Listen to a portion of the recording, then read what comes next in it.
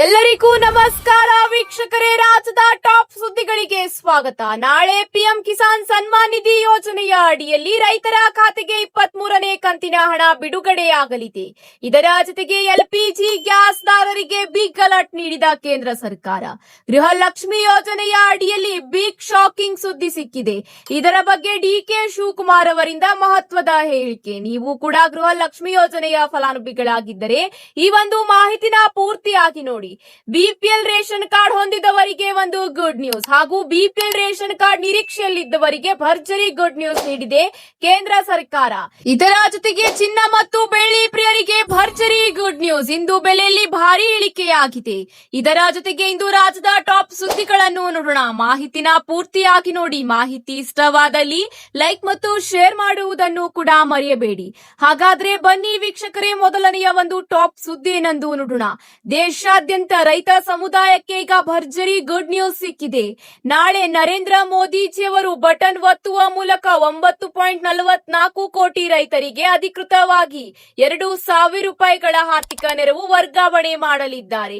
ಹೌದು ಸ್ನೇಹಿತರೆ, ರೈತರು ಕಾತುರದಿಂದ ಕಾಯುತ್ತಿದ್ದ ಪ್ರಧಾನ್ ಮಂತ್ರಿ ಕಿಸಾನ್ ಸನ್ಮಾನ್ ನಿಧಿ ಯೋಜನೆಯ 23ನೆಯ ಕಂತು ನಾಳೆ ಅಧಿಕೃತವಾಗಿ ಬಿಡುಗಡೆಯಾಗಲಿದೆ. ಈ ಕಂತಿನಲ್ಲಿ ದೇಶಾದ್ಯಂತ ರೈತರ ಖಾತೆಗಳಿಗೆ ಹಣ ವರ್ಗಾವಣೆಯಾಗಲಿದೆ. ಹೌದು, 18,880 ಕೋಟಿ ನೇರವಾಗಿ ರೈತರ ಬ್ಯಾಂಕ್ ಖಾತೆಗಳಿಗೆ ವರ್ಗಾವಣೆಯಾಗಲಿದೆ ಎಂದು ಕೇಂದ್ರ ಕೃಷಿ ಮತ್ತು ಗ್ರಾಮೀಣ ಅಭಿವೃದ್ಧಿ ಸಚಿವ ಶಿವರಾಜ್ ಸಿಂಗ್ ಚೌಹಾಣ್ ಅವರು ಅಧಿಕೃತ ಮಾಹಿತಿ ತಿಳಿಸಿದ್ದಾರೆ. ಹೌದು ಸ್ನೇಹಿತರೆ, ನಾಳೆ ಬೆಳಗ್ಗೆ 11 ಗಂಟೆಗೆ ರೈತರ ಖಾತೆಗೆ 2,000 ರೂಪಾಯಿ ಹಣ ವರ್ಗಾವಣೆಯಾಗಲಿದೆ.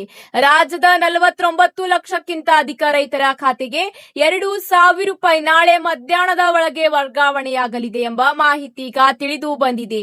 ಇಲ್ಲಿವರೆಗೆ 22 ಕಂತುಗಳನ್ನು ಪಡೆದ ರೈತರಿಗೆ 23ನೇ ಕಂತಿನ ಹಣವನ್ನು ನರೇಂದ್ರ ಮೋದಿಜಿಯವರು ಬಟನ್ ಒತ್ತುವ ಮೂಲಕ ರೈತರ ಖಾತೆಗೆ ವರ್ಗಾವಣೆ ಮಾಡಲಿದ್ದಾರೆ. ಇದರ ಜೊತೆಗೆ ಮುಂದಿನ ಒಂದು ಅಪ್ಡೇಟ್ ಏನೆಂದು ನೋಡೋಣ. ಬನ್ನಿ ವೀಕ್ಷಕರೇ, ಬಿಪಿಎಲ್ ಕಾರ್ಡ್ ನಿರೀಕ್ಷೆಯಲ್ಲಿದ್ದವರಿಗೆ ಗುಡ್ ನ್ಯೂಸ್ ಸಿಕ್ಕಿದೆ. ಅರ್ಹ ಫಲಾನುಭವಿಗಳಿಗೆ ಸುಮಾರು 3 ಕೋಟಿ ಹೆಚ್ಚುವರಿ ಪಡಿತರ ಚೀಟಿಗಳನ್ನು ವಿತರಿಸಲು ಅನುಮತಿ ಸಿಕ್ಕಿದೆ ಎಂದು ಕೇಂದ್ರ ಆಹಾರ ಸಚಿವ ಪ್ರಹ್ಲಾದ್ ಜೋಶಿ ಅವರು ತಿಳಿಸಿದ್ದಾರೆ. ಹೌದು ಸ್ನೇಹಿತರೆ, ಸುದ್ದಿಗಾರರೊಂದಿಗೆ ಮಾತನಾಡಿದ ಅವರು, ಕೆಲವು ರಾಜ್ಯ ಸರ್ಕಾರಗಳು 2.21 ಕೋಟಿ ಅನರ್ಹ ಪಡಿತರ ಚೀಟಿಗಳನ್ನು ಪಿಡಿಎಸ್ ಪಟ್ಟಿಯಿಂದ ತೆಗೆದು ಹಾಕುವ ಪ್ರಕ್ರಿಯೆ ನಡೆಸುತ್ತಿದ್ದು, ಇದಾದ ಬಳಿಕ ಅರ್ಹ ಫಲಾನುಭವಿಗಳಿಗೆ ಹೊಸ ಪಡಿತರ ಚೀಟಿಗಳು ವಿತರಿಸಲಾಗುವುದು ಎಂಬ ಮಾಹಿತಿಯನ್ನು ತಿಳಿಸಿದ್ದಾರೆ. 3 ಕೋಟಿಗೂ ಅಧಿಕ ಫಲಾನುಭವಿಗಳಿಗೆ ಪಡಿತರ ಚೀಟಿ ಸಿಗಲಿದೆ. ಹೌದು ವೀಕ್ಷಕರೇ, ರಾಜ್ಯದ ಲಕ್ಷಾಂತರ ಫಲಾನುಭವಿಗಳು ಬಿಪಿಎಲ್ ಚೀಟಿಯ ನಿರೀಕ್ಷೆಯಲ್ಲಿದ್ದರು. ಇಂಥವರಿಗೆ ಈಗ ಗುಡ್ ನ್ಯೂಸ್ ಬಂದಿದೆ. ಅತಿ ಶೀಘ್ರದಲ್ಲೇ ಹೊಸ ಪಡಿತರ ಚೀಟಿಗಳನ್ನು ಫಲಾನುಭವಿಗಳಿಗೆ ನೀಡಲಾಗುತ್ತಿದೆ ಎಂದು ಆಹಾರ ಇಲಾಖೆ ಈಗ ಗ್ರೀನ್ ಸಿಗ್ನಲ್ ನೀಡಿದೆ. ಅರ್ಜಿ ಸಲ್ಲಿಸಿದ್ದರೂ ಈಗ ನಿಮಗೆ ಗುಡ್ ನ್ಯೂಸ್. ಹೌದು, ಅರ್ಜಿ ಸಲ್ಲಿಸಿದ್ದೀರಾ? ಹಾಗಾದರೆ ಅತಿ ಶೀಘ್ರದಲ್ಲೇ ಈ ಒಂದು ಹೊಸ ಪಡಿತರ ಚೀಟಿ ನಿಮಗೆ ಸಿಗಲಿದೆ. ಆಹಾರ ಸಚಿವಾಲಯವು ಮೃತಪಟ್ಟ ವ್ಯಕ್ತಿಗಳು, ಆದಾಯ ತೆರಿಗೆ ಪಾವತಿದಾರರು, 4 ಚಕ್ರ ವಾಹನಗಳ ಮಾಲೀಕರು ಸೇರಿದಂತೆ 8.51 ಕೋಟಿ ಅನರ್ಹ ಫಲಾನುಭವಿಗಳನ್ನು ಗುರುತಿಸಿ ಪಟ್ಟಿಯನ್ನು ರಾಜ್ಯಗಳಿಗೆ ಈಗಾಗಲೇ ಕಳುಹಿಸಿದ್ದು, ಅನರ್ಹ ಫಲಾನುಭವಿಗಳನ್ನು ಈ ಒಂದು ಯೋಜನೆಯಿಂದ ಹೊರ ತೆಗೆಯುವ ಮೂಲಕ ಹೊಸ ಮತ್ತು ಬಡ ಕುಟುಂಬಗಳಿಗೆ ಹೊಸ ಪಡಿತರ ಚೀಟಿಯನ್ನು ವಿತರಿಸಲು ಕ್ರಮ ಕೈಗೊಳ್ಳಲಾಗುತ್ತಿದೆ ಎಂಬ ಮಾಹಿತಿಯನ್ನು ಸಚಿವರು ತಿಳಿಸಿದ್ದಾರೆ. ಇದರ ಜೊತೆಗೆ ಪಡಿತರ ಚೀಟಿದಾರರಿಗೆ, ಅಂದರೆ ಈಗಾಗಲೇ ಪಡಿತರ ಚೀಟಿ ಹೊಂದಿರುವ ಫಲಾನುಭವಿಗಳಿಗೆ ಗುಡ್ ನ್ಯೂಸ್ ನೀಡಿದೆ ರಾಜ್ಯ ಸರ್ಕಾರ. ಹೌದು ವೀಕ್ಷಕರೇ, ರೇಷನ್ ಕಾರ್ಡ್ ತಿದ್ದುಪಡಿಗೆ ಅವಕಾಶ. ಹೌದು, ಈಗಾಗಲೇ ಬಿಪಿಎಲ್ ಕಾರ್ಡ್ ಹೊಂದಿದ್ದೀರಾ, ಅದರಲ್ಲಿ ಏನಾದರೂ ತಿದ್ದುಪಡಿ ಮಾಡಲು ಬಯಸಿದರೆ ಈಗ ರಾಜ್ಯ ಸರ್ಕಾರ ಗ್ರೀನ್ ಸಿಗ್ನಲ್ ನೀಡಿದೆ. ಅತಿ ಶೀಘ್ರದಲ್ಲೇ ಈ ಒಂದು ತಿದ್ದುಪಡಿ ಮಾಡಿಸಿಕೊಳ್ಳಬೇಕೆಂಬ ಮಾಹಿತಿಯನ್ನು ಕೂಡ ತಿಳಿಸಿದೆ. ಒಂದು ವೇಳೆ ಸರ್ವರ್ ಸಮಸ್ಯೆ ಎದುರಾದರೆ ಮುಂದಿನ ದಿನಗಳಲ್ಲಿ ತಿದ್ದುಪಡಿ ಮಾಡಿಕೊಳ್ಳಲು ಅವಕಾಶ ನೀಡಲಾಗುವುದಿಲ್ಲ. ಈ ಒಂದು ಕಾರಣದಿಂದ ಅತಿ ಶೀಘ್ರದಲ್ಲೇ ಪಡಿತರ ಚೀಟಿದಾರರು ಹೊಸ ಸದಸ್ಯರ ಸೇರ್ಪಡೆ ಮತ್ತು ಹೆಸರು ತೆಗೆದು ಹಾಕುವುದು, ಇದೇ ಅಷ್ಟೇ ಅಲ್ಲ, ಮೊಬೈಲ್ ಸಂಖ್ಯೆ ಬದಲಾವಣೆ ಸೇರಿದಂತೆ ಹಲವು ತಿದ್ದುಪಡಿ ಮಾಡಿಸಿಕೊಳ್ಳಲು ಈಗ ರಾಜ್ಯ ಸರ್ಕಾರ ಪಡಿತರ ಚೀಟಿದಾರರಿಗೆ ಅವಕಾಶ ನೀಡಿದೆ. ಈ ಒಂದು ಅವಕಾಶವನ್ನು ಬಳಸಿಕೊಳ್ಳುವ ಮೂಲಕ ಪಡಿತರ ಚೀಟಿದಾರರು ತಿದ್ದುಪಡಿಯನ್ನು ಮಾಡಿಕೊಳ್ಳಬೇಕು. ಆದರೆ ಈ ಒಂದು ಕಾರ್ಯವನ್ನು ಅತಿ ಶೀಘ್ರದಲ್ಲೇ ಫಲಾನುಭವಿಗಳು ಮಾಡಿಸಿಕೊಳ್ಳಬೇಕೆಂಬುವ ಕಟ್ಟುನಿಟ್ಟಿನ ಸೂಚನೆಯನ್ನು ಆಹಾರ ಇಲಾಖೆ ತಿಳಿಸಿದೆ. ಇದರ ಜೊತೆಗೆ ಗೃಹಲಕ್ಷ್ಮಿ ಯೋಜನೆಯ ಅಡಿಯಲ್ಲಿ ಡಿಕೆ ಶಿವಕುಮಾರ್ ಅವರಿಂದ ಮಹತ್ವದ ಮಾಹಿತಿ.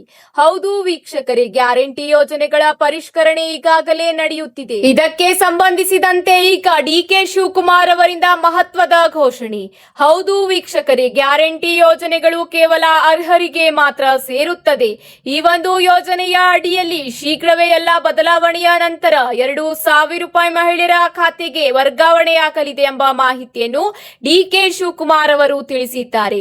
ಹೌದು ವೀಕ್ಷಕರೇ, ಶೀಘ್ರದಲ್ಲೇ ಎಲ್ಲಾ ಫಲಾನುಭವಿಗಳಿಗೆ ಹೊಸ ಮರು ನೋಂದಣಿಗೆ ಅರ್ಜಿ ಆಹ್ವಾನ ಮಾಡಲಾಗುವುದು. ಅರ್ಜಿ ಆಹ್ವಾನದ ನಂತರ ಎಲ್ಲಾ ಮಾಹಿತಿಯನ್ನು ಪರಿಶೀಲಿಸಿದ ನಂತರ ಗೃಹಿಣಿಯರ ಖಾತೆಗೆ ಮತ್ತೆ 2,000 ರೂಪಾಯಿ ಪ್ರತಿ ತಿಂಗಳಂತೆ ವರ್ಗಾವಣೆಯಾಗಲಿದೆ ಎಂಬ ಮಾಹಿತಿಯನ್ನು ತಿಳಿಸಿದ್ದಾರೆ. ಇದೇ ಅಷ್ಟೇ ಅಲ್ಲ, ನಮ್ಮ ರಾಜ್ಯದವರಿಗೆ ಮಾತ್ರ ನಮ್ಮ ಯೋಜನೆ, ಮತದಾನದ ಹಕ್ಕು ಇಲ್ಲದಿದ್ದರೆ ಗ್ಯಾರಂಟಿ ಯೋಜನೆಗಳ ಭಾಗ್ಯ ಸಿಗುವುದಿಲ್ಲ ಎಂದು ಸಿಎಂ ಡಿಕೆ ಶಿವಕುಮಾರ್ ಅವರು ಹೇಳಿದ್ದಾರೆ. ಗೃಹ ಜ್ಯೋತಿ ಯೋಜನೆಯಲ್ಲೂ ಕೂಡ ನಮ್ಮ ರಾಜ್ಯದವರು ಅಲ್ಲದಿದ್ದರೂ ಕೂಡ ಉಚಿತ ವಿದ್ಯುತ್ ಪಡೆಯುತ್ತಿದ್ದಾರೆ. ಇಂಥವರಿಗೂ ಕೂಡ ಬಿಗ್ ಶಾಕಿಂಗ್ ಸುದ್ದಿ ತಿಳಿಸಿದ್ದಾರೆ. ಹೌದು ವೀಕ್ಷಕರೇ, ಇಂಥವರಿಗೆ ಈ ಒಂದು ಯೋಜನೆಯ ಅಡಿಯಿಂದ ಹೊರಗಿಡಲಾಗುವುದು ಮತ್ತು ಅರ್ಹರಿಗೆ ಮಾತ್ರ ಯೋಜನೆಯ ಲಾಭ ಸಿಗುವಂತೆ ಮಾಡಲಾಗುವುದು ಎಂದು ಡಿಕೆಶಿ ತಿಳಿಸಿದ್ದಾರೆ. ಹೌದು ವೀಕ್ಷಕರೇ, ರಾಜ್ಯದಲ್ಲಿ ಇತ್ತೀಚೆಗೆ ಗೃಹ ಜ್ಯೋತಿ, ಗೃಹಲಕ್ಷ್ಮಿ ಮತ್ತು ವೃದ್ಧಾಪ್ಯ ವೇತನ, ವಿಧವಾ ವೇತನ ಮತ್ತು ಅನ್ನಭಾಗ್ಯ ಯೋಜನೆಯ ಅಡಿಯಲ್ಲಿ ಪ್ರಮುಖ ಸರ್ಜರಿಗಳನ್ನು ನಡೆಸಿದೆ ರಾಜ್ಯ ಸರ್ಕಾರ. ಕೇವಲ ನೈಜ ಫಲಾನುಭವಿಗಳಿಗೆ ಈ ಒಂದು ಯೋಜನೆಯ ಲಾಭ ಸಿಗುತ್ತದೆ ಮತ್ತು ಅರ್ಹರಿದ್ದವರಿಗೆ ಮಾತ್ರ ಈ ಒಂದು ಲಾಭ ಸಿಗುವ ನಿಟ್ಟಿನಲ್ಲಿ ಈ ಎಲ್ಲಾ ಮಾಹಿತಿಯನ್ನು ಈಗ ಪರಿಷ್ಕರಿಸಲಾಗುತ್ತಿದೆ ಎಂದು ಡಿಕೆ ಶಿವಕುಮಾರ್ ಅವರು ತಿಳಿಸಿದ್ದಾರೆ. ಗೃಹಲಕ್ಷ್ಮಿ ಯೋಜನೆಗೆ ಸಂಬಂಧಿಸಿದಂತೆ ಈಗ ಮತ್ತೊಂದು ಟಾಪ್ ಸುದ್ದಿ ಬರುತ್ತಿದೆ. ಫಲಾನುಭವಿಗಳ ಖಾತೆಗೆ 31ನೇ ಕಂತಿನ ಹಣ ವರ್ಗಾವಣೆಯಾಗುತ್ತಿದೆ. ನಿಮ್ಮ ಖಾತೆಗೂ ಹಣ ಬಂದ ತಕ್ಷಣ ಕಮೆಂಟ್ ಮೂಲಕ ಎಸ್ ಅಂತ ತಿಳಿಸಿ. ಈ ಒಂದು ವಾರದಲ್ಲಿ ರಾಜ್ಯದ 31 ಜಿಲ್ಲೆಗಳ ಅರ್ಹ ಗೃಹಿಣಿಯರ ಖಾತೆಗೆ 2,000 ರೂಪಾಯಿ ವರ್ಗಾವಣೆಯಾಗಲಿದೆ. ಇದರ ಜೊತೆಗೆ ಮುಂದಿನ ಒಂದು ಅಪ್ಡೇಟ್ ಏನೆಂದು ನೋಡೋಣ ಬನ್ನಿ ಸ್ನೇಹಿತರೆ.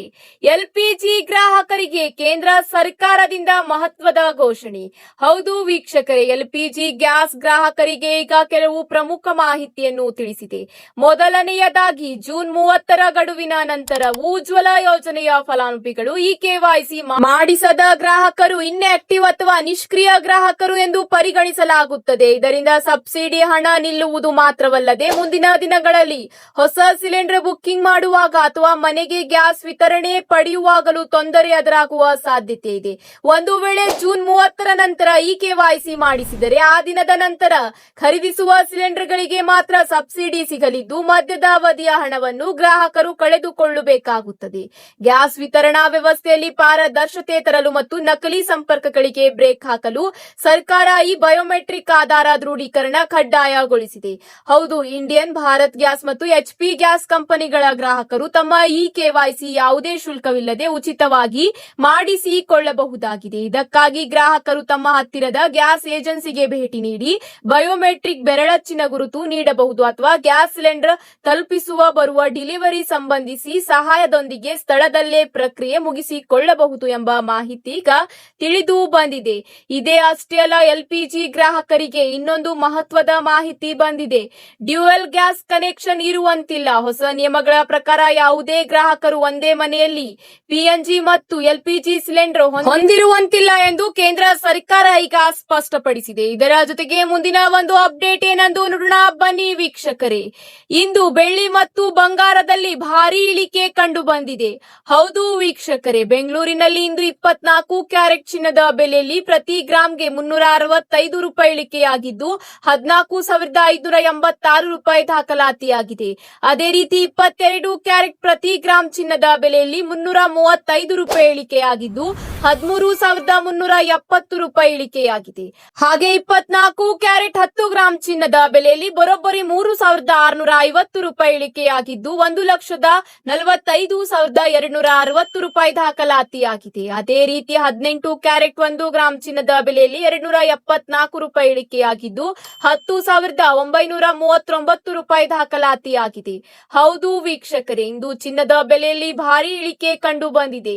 ಇದೇ ಅಷ್ಟೇ ಅಲ್ಲ, ಬೆಳ್ಳಿಯ ಬೆಲೆಯಲ್ಲೂ ಕೂಡ ಇಂದು ಸ್ವಲ್ಪ ಇಳಿಕೆ ಕಂಡು ಬಂದಿದೆ. ಚಿನ್ನದಂತೆ ಬೆಳ್ಳಿ ಬೆಲೆಯಲ್ಲೂ ಕೂಡ ಇಂದು ಇಳಿಕೆ ಕಂಡು ಬಂದಿದ್ದು ಪ್ರತಿ ಗ್ರಾಂನಲ್ಲಿ 10 ರೂಪಾಯಿ ಇಳಿಕೆಯಾಗಿದ್ದು 250 ರೂಪಾಯಿ ಇಂದು 1 ಗ್ರಾಂಗೆ ದಾಖಲಾತಿಯಾಗಿದೆ. ಅದೇ ರೀತಿ ಪ್ರತಿ ಕೆಜಿಗೆ 10,000 ರೂಪಾಯಿ ಇಳಿಕೆಯಾಗಿ 1 ಕೆಜಿ ಬೆಳ್ಳಿಯ ಬೆಲೆ 2,50,000 ರೂಪಾಯಿ ಇಂದು ದಾಖಲಾತಿಯಾಗಿದೆ. ಇವತ್ತಿಗೆ ಇಷ್ಟೇ ವೀಕ್ಷಕರೇ, ಮತ್ತೆ ಸಿಗೋಣ ಹೊಸ ಅಪ್ಡೇಟ್ ಜೊತೆಗೆ. ಈ ಒಂದು ಮಾಹಿತಿ ನಿಮಗೆ ಇಷ್ಟವಾದಲ್ಲಿ ಲೈಕ್ ಮಾಡಿ ಹಾಗೂ ನಿಮ್ಮ ಎಲ್ಲಾ ಸ್ನೇಹಿತರ ಜೊತೆಗೆ ಈ ಒಂದು ಮಾಹಿತಿನ ತಪ್ಪದೇ ಶೇರ್ ಮಾಡಿಕೊಳ್ಳಿ. ಮತ್ತೆ ಸಿಗೋಣ ಮುಂದಿನ ಅಪ್ಡೇಟ್ಸ್ ಗಳ ಜೊತೆಗೆ. ಧನ್ಯವಾದಗಳು.